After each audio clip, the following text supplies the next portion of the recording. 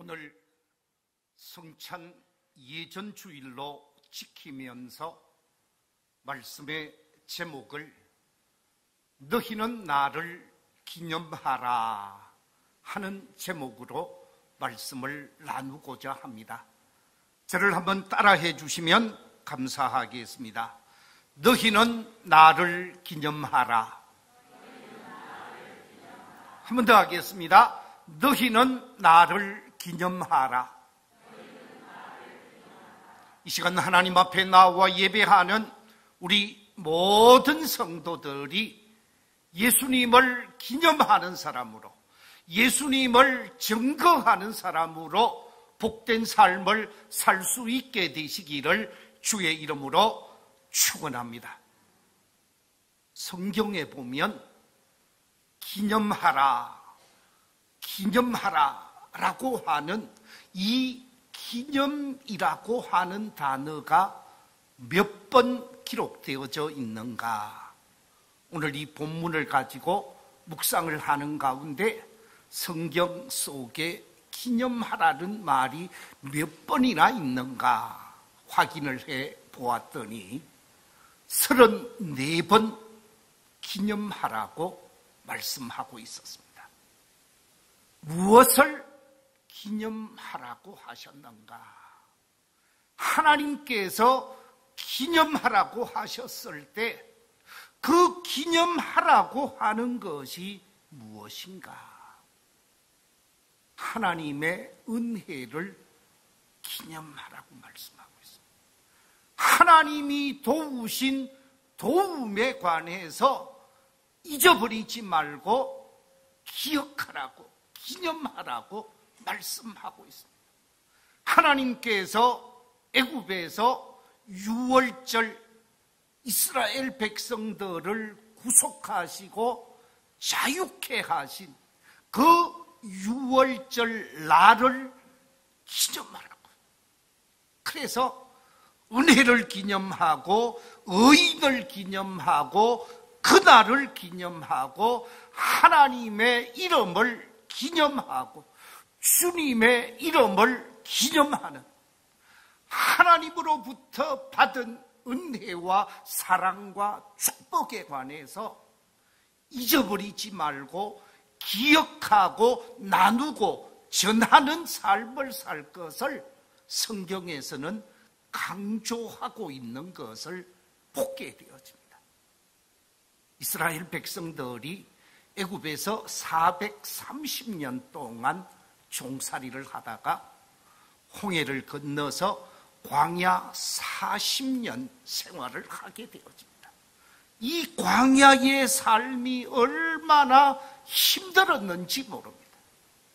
그 힘든 광야 생활을 다 끝내고 이제 시딤에서 요단강을 건너서 길갈에 처음 정착을 하게 되어지죠. 그런데 하나님께서 여호수아에게 그 요단강 중앙에 제사장들을 세우시고 그 제사장들이 지고 있었던 하나님의 언약궤가 있었던 그 자리에 준비된 돌 12개를 가지고 강을 나와서 길갈에 오게 되어지고 길갈에 12개의 돌을 세워서 기념하게 하시는 하나님의 모습을 보게 되어집니다. 여호수아 4장 7절에 보면 이렇게 기록하고 있습니다. 그들에게 이르기를 요단물이 여호와의 언약궤 앞에서 끊어졌나니 곧 언약궤가 요단을 건널 때에 요단물이 끊어졌으므로 이 돌들이 이스라엘 자손에게 영원히 뭐가 된다고요? 기념이 되리라. 기념이 될 수 있도록 기억하게 하고 전하게 하신 사건이 성경 곳곳에 기록되어져 있는데 오늘 본문 속에 보면 예수님께서 이 땅에 보내심을 받고 구원자로서, 메시아로서 사명을 다 끝내고 마지막 제자들과 유월절 최후의 만찬을 가지게 되어집니다. 유월절 최후의 만찬을 가지시면서 오늘 본문 19절과 20절에서 이렇게 말씀하고 있습니다. 또 떡을 가져 감사 기도하시고 떼어 그들에게 주시며 이러시되 이것은 너희를 위하여 주는 내 몸이라. 너희가 이를 행하여 나를 기념하라 하시고 저녁 먹은 후에 잔도 그와 같이 하여 이러시되 이 잔은 내 피로 세우는 새 언약이니 너희를 위하여 붓는 것이라. 그러면서 기념할 것을 강조하고 있습니다. 그래서 오늘 말씀의 제목을 너희가 나를 기념하라 하는 제목으로 말씀의 은혜를 나누게 되어지는데, 오늘 본문 속에서 너희가 나를 기념하라, 나를 기념하라 라고 말씀하고 있는데, 예수님을 기념하라고 하시는 이 말씀 속에서 오늘 함께 기억하고 나누고 전하면서 은혜 받고자 하는 것은 제일 먼저 우리가 기념하고 기억해야 할 것은 예수 그리스도의 독특한 인격을 기억하고 기념해야 하는 것입니다. 과거에 예수님 이전에 많은 사람들이 십자가에 처형된 바가 있습니다. 그 십자가에 처형되었다고 해서 그들의 피가 이 시대를 살아가고 있는 우리에게 어떤 영향력을 미칠 수 있느냐? 아무런 영향력을 미칠 수가 없습니다. 그런데 십자가에 못 박히게 되어지는 예수 그리스도께서 십자가 위에서 세상을 떠나시고 죽게 되어지시는 이 예수님을 기억함에 있어서 우리가 기억하고 기념해야 하는 것은 예수님의 독특한 인격이라 그랬는데, 예수님은 어떤 분이신가 하는 것을 우리가 알아야 하는 것이지요. 선지자 이사야는 이사야 9장 6절에서 이렇게 말씀하고 있습니다.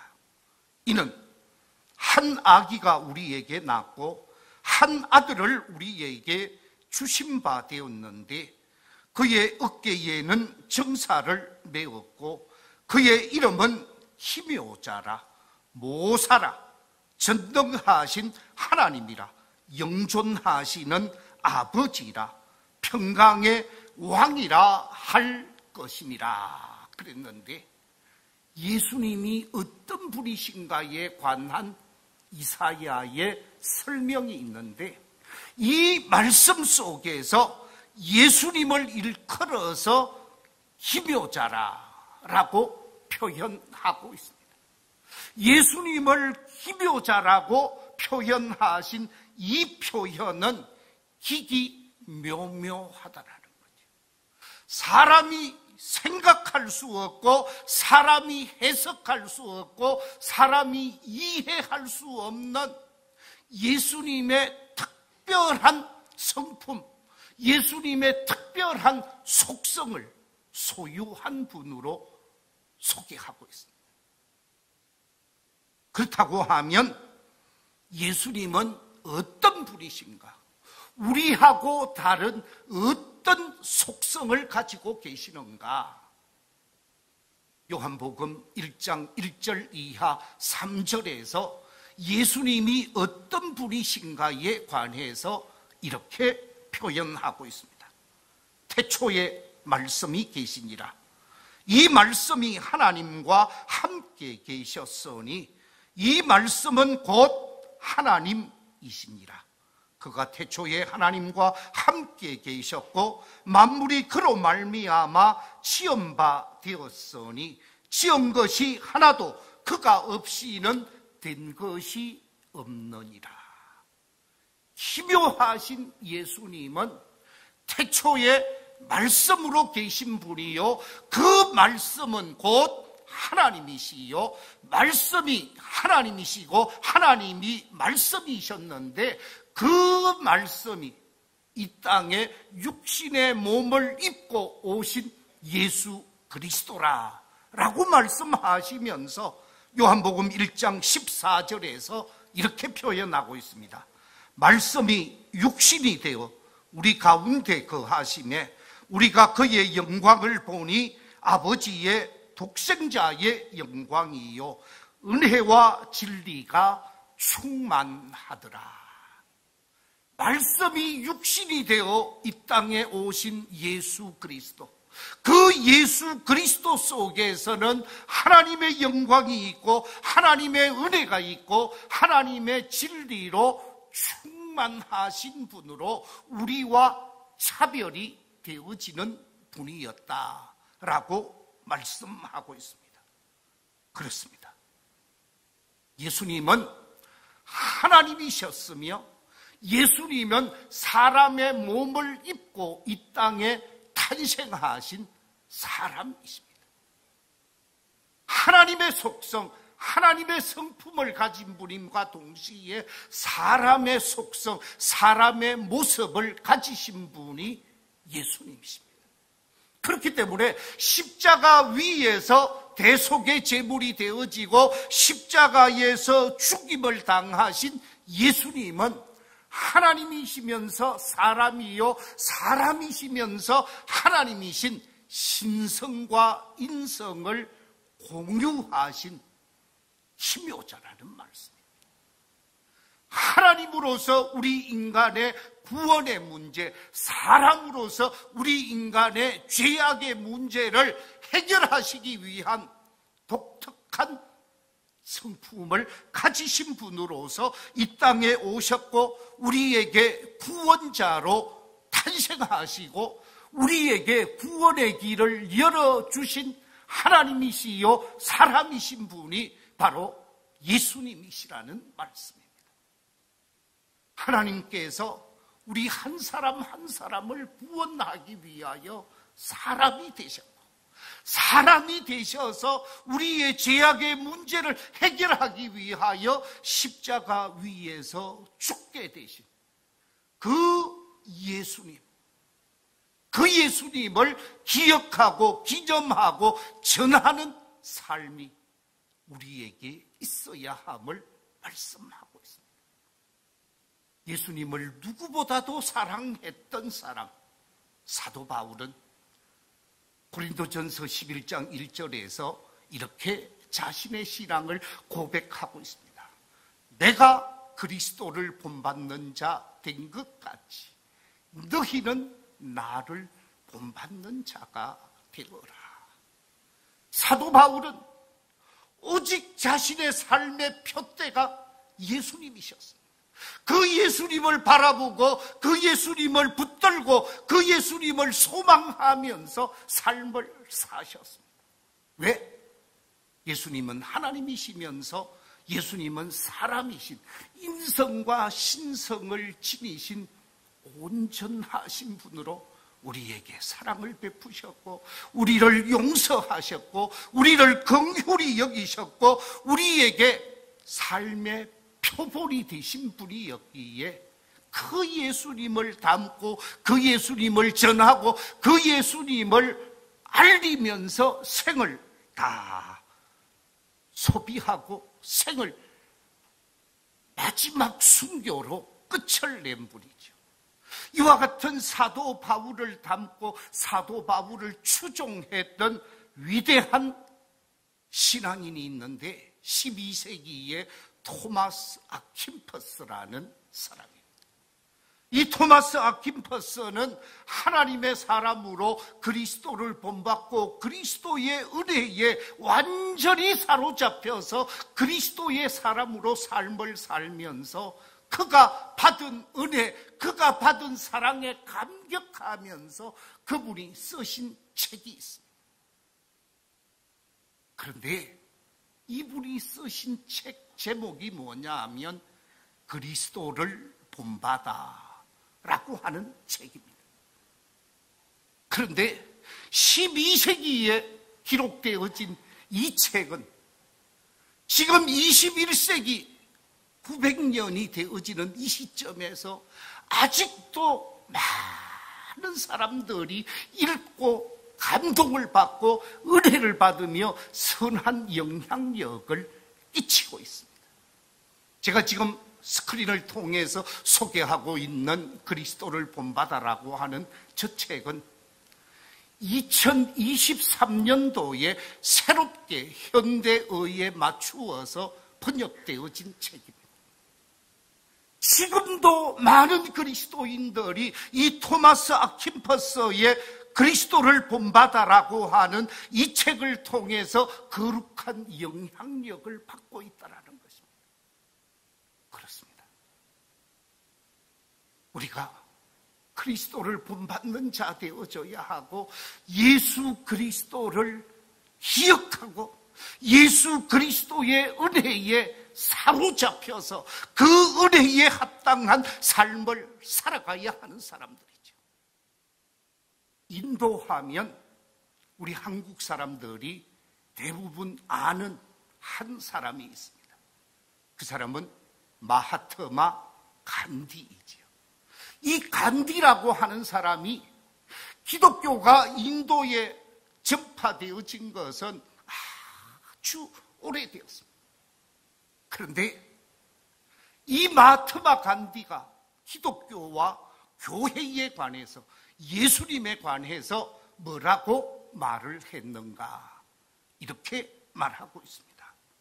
우리 인도에서 예수 그리스도는 그 자리에 남겨두고 그리스도의 교회는 가져가시오. 왜냐하면 그리스도의 교회들이 누구처럼 살지 않는다고요? 그리스도처럼 살지 않기 때문입니다. 그리스도를 본받아야 하고 그리스도를 기억하고 기념하면서 그리스도를 증거해야 할 그리스도의 교회가 그리스도를 본받지도 닮아가지도 그리스도의 모습처럼 살고 있지 않기에 인도 교회를 비판하고 인도의 교회를 세운 영국 교회를 비판하게 되어지는 불행한 모습이 없잖아 있었습니다. 21세기 지금 이 시대 속에 우리 한국 교회를 두고 누군가가 그리스도는 이 한국 땅에 남겨두고 한국 교회는 사라지십시오. 왜냐하면 이 땅에 그리스도의 교회가 그리스도처럼 살지 않기 때문입니다. 라고 말할까 두렵습니다. 우리 모두가 예수 그리스도의 인성을 본받고 예수 그리스도의 사랑을 본받고 예수 그리스도의 자비를 본받아서 교회다운 교회, 교인다운 교인으로서 오늘을 살아갈 수 있는 모든 성도들이 되시기를 주의 이름으로 축원합니다. 두 번째, 우리 성도들이 기억하고 기념해야 하는 예수 그리스도의 모습이 무엇입니까? 그것은 다름이 아니라 예수 그리스도의 십자가 죽음입니다. 예수님은 죄가 없는 분이셨지만 오늘 본문 속에서 이것은 내 살이라, 이것은 내 피라 그러면서 이것을 행하여 나를 기념하라고 하시면서 예수 그리스도의 십자가 죽음을 기념하라고 말씀하고 있습니다. 여기서 십자가를 기념하고 십자가의 죽음을 기념하라고 하는 것은 두 가지 의미가 있습니다. 제일 첫 번째 의미는 십자가를 통한 대속의 사건, 십자가를 통한 죄사함의 사건을 기억하고 알려야 한다는 것이지요. 구약에서 제사장들이 양을 잡고 소를 잡아서 죄사함을 받는 속죄제를 드렸지요. 그런데 하나님께서 우리 인류를 사랑하셔서 하나님이 사람이 되셔서 하나님이 사람의 모습으로 이 땅에 오셔서 우리 인간을 위해, 아니 나의 죄를 위해 십자가 위에서 대속의 제물이 되셔서, 예수님이 십자가 제물이 되셔서 우리의 죄를 다 사하시는 거룩한 속죄의 사역을 십자가 위에서 감당하셨습니다. 이 십자가 위에서의 속죄의 사역을 선지자 이사야는 이사야 53장 5절과 6절에서 이렇게 표현하고 있습니다. 우리 같이 한번 말씀을 읽어보겠습니다. 시작. 그가 찔림은 우리의 허물 때문이요 그가 상함은 우리의 죄악 때문이라. 그가 징계를 받음으로 우리는 평화를 누리고 그가 채찍에 맞음으로 우리는 나음을 받았도다. 우리는 다 양 같아서 그릇 행하여 각기 제 길로 갔거늘 여호와께서는 우리 모두의 죄악을 그에게 담당시키셨도다. 그렇습니다. 우리 인류의 구원자로 오신 예수님은 우리 인류의 모든 죄악을 대속하기 위하여 십자가에 달려 살을 찢으셨습니다. 피를 흘리셨습니다. 살을 찢고 피를 흘리시면서 우리를 대속해 주신 그 대속의 주님을 기억하고 기념하고 알리면서 주님이 기뻐하는 삶을 살아갈 수 있는 저와 우리 모든 성도들이 되시기를 주의 이름으로 축원합니다. 또 하나, 우리가 십자가 대속의 사건과 함께 십자가를 통한 의미를 하나 발견할 수 있는데, 그것은 연합의 의미입니다. 하나님과 우리가 멀리 떨어져 있었습니다. 하나님을 우리는 감히 만날 수도 없는 죄인으로 하나님을 볼 수도 없었습니다. 그런데 예수님께서 하나님과 우리 사이에 막혀있는 이 죄의 담을 십자가를 통해서 다 없애버렸어요. 예수님께서 우리와 하나님 사이에 가로막혀있는 이 십자가의 담을, 우리 죄악의 담을 십자가로 다 없게 하시고 하나님과 우리를 하나 되게 하셨고 연합하게 하셨다라는 것이죠. 그렇습니다. 에베소서 2장 14절에 보면 이렇게 말씀하고 있습니다. 그는 우리의 화평이신지라. 둘로 하나를 만드사 원수된 것, 그 중간에 막힌 담을 무엇으로 하셨다고요? 자기 육체로 하시고, 예수님이 그 몸으로 십자가의 대속의 제물이 되시면서 하나님과 우리 사이에 막힌 죄악의 담을 다 흘러버리시고 하나님과 우리 사이가 하나 될 수 있게 하셨습니다. 그래서 에베소서 2장 16절 이하 18절에서 이렇게 말씀하고 있습니다.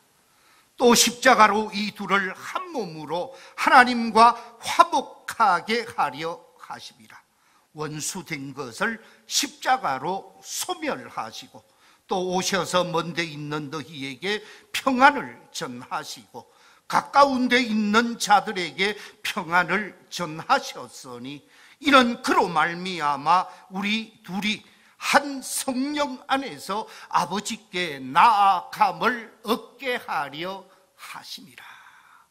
십자가를 통해서 중간에 막힌 담을 허시고 하나님과 우리가 하나 되게 하시고 이제는 언제든지 하나님을 찾을 수 있고 하나님과 함께 하면서 우리의 문제, 우리의 어려움, 우리의 연약함 속에서 하나님의 도우심을 간청하게 되어지고 간구하게 되어지는 연합의 역사, 하나됨의 역사를 십자가는 이루셨습니다.